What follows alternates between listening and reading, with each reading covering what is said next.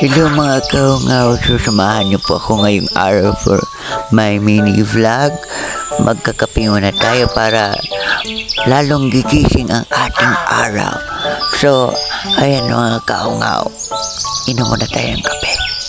Tapos sa labas tayo mga kaungaw dahil dito sa probinsya namin mga kaungaw, sobrang fresh ng umaga at magaganda talaga yung view. Tapos, malinis ang malalanghap mong hangin. Kagaya ng paglinis mo sa iyong bulugan. O ayan mga kaungaw, gulayin natin yan mamaya. Dahil masarap ang gulay dito mga kaungaw. Tignan nyo ang kabungturan. Ang sobrang ganda. Ang mga tanawin. At saka yung mga puno, halaman. Klase-klase yan mga kaungaw. Kaya punta na kayo sa probinsya nyo para malalanghap nyo rin ang magagandang